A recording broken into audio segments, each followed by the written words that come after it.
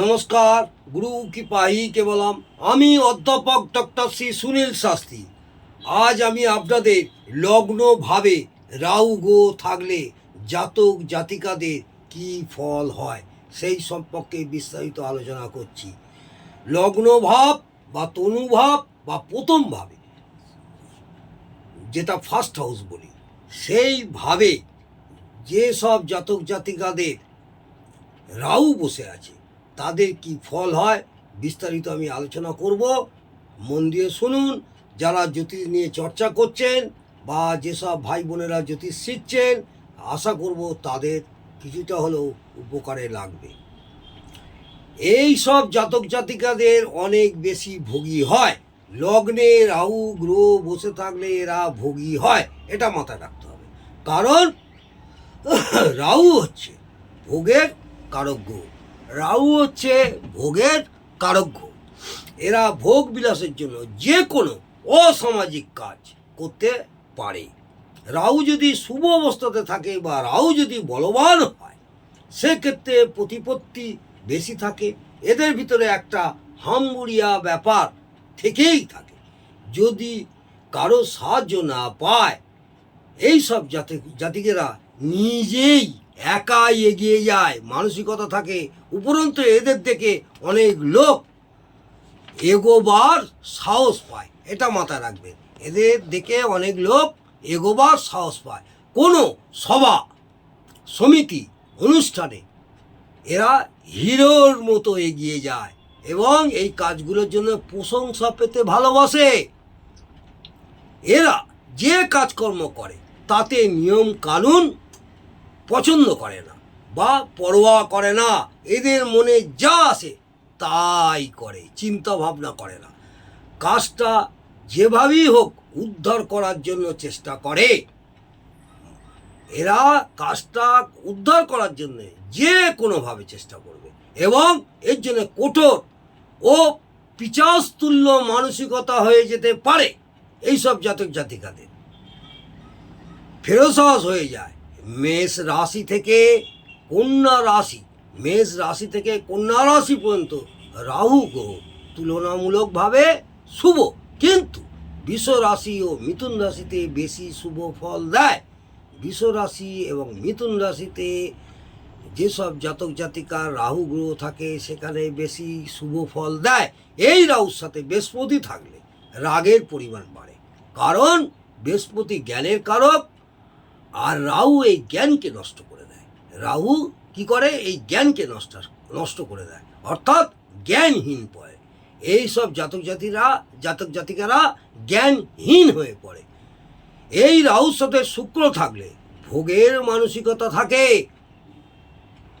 কারণ শুক্র বিলাসিতার কারক গ্রহ ও রাহু ভোগের কারক গ্রহ।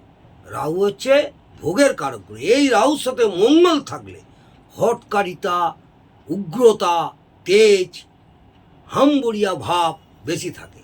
মারামারি বা ঝামেলা, অশান্তিতে জড়িয়ে পড়ে, কারণ মঙ্গল ও রাহু দুজনেই হটকারিতা, উগ্রতার কারক। এদের সবসময় একটা উপার্জনের মানসিকতা থাকে, এটা মনে রাখবেন। এদের সবসময় একটা উপার্জনের মানসিকতা থাকে। তুলনামূলকভাবে এদের কিছু না কিছু রোগ জ্বালা হয়ে থাকে, কারণ লগ্ন হলো শরীর ও রাহু অশুভ গ্রহ। লগ্ন হলো নিজের শরীর আর রাহু হলো অশুভ গ্রহ। এদের আর্থিক অবস্থা বা সচ্ছলতা খুব ভালো থাকলেও বেশভূষা কিন্তু সাধারণ মানের হয়, কারণ রাহু একটু অগোছালো, আলু থালু, বেমানান, সাজগোজের কারক গ্রহ। রাহু ও মঙ্গল একসাথে থাকলে খুব তাড়াতাড়ি মাথা গরমও হয়ে যায়, এটা মনে রাখবেন। রাহু আর মঙ্গল একসাথে যদি মিলিত হয় তাহলে কিন্তু খুব তাড়াতাড়ি হটকারিতা, মাথা গরম হয়ে যায়, কারণ কালপুরুষের অঙ্গ বিভাজন অনুযায়ী মাথা লগ্নভাবে পড়ে এবং রাহু ও মঙ্গল দুটোই হলো রাগের কারক গ্রহ। রাহু আর মঙ্গল দুটোই হলো রাগের কারক গ্রহ। এরা খুব বাচাল হয়, হিংসুটে হয়, নিম্ন প্রকৃতির মানসিকতা হয়, কুবুদ্ধি প্রচুর থাকে। কাজের জন্য, নিজের কাজের জন্য, কাজ গোছাবার জন্য এরা কূটনীতিক পথ ধারণ করতে পিছপা হয় না। এরা খাওয়া দাওয়া করতে ভালোবাসে, উল্টো পাল্টা খেয়েও ফেলে। ফলে শারীরিক একটু অসুবিধাও হয়। রাহু যদি খুব বলহীন হয় তাহলে বিপর্যয় আসে। এইসব জাতক জাতিকাদের রাহু যদি বলহীন হয়ে পড়ে তাহলে বিপর্যয় আসে, অদ্ভুত ঘটনাও ঘটে, সাজানো সংসার এলোমেলো হয়ে যায়। এইসব জাতক জাতিকাদের সুন্দর সাজানো গোছানো সংসার একদম এলোমেলো হয়ে যায়। এরা কারোর দ্বারা ক্ষতিগ্রস্ত হলে তার প্রতিশোধ নেওয়ার মানসিকতা প্রবলভাবে থাকে।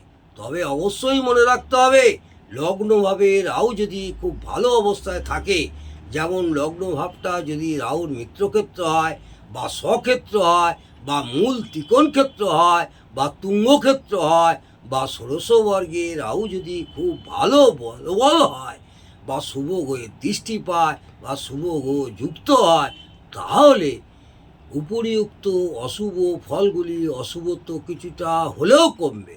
মনে রাখতে হবে, যতটা অশুভত্ব পাবে ততটা অশুভ ফল দেবে, ও যতটা শুভত্ব পাবে ততটাই শুভ ফল দেবে।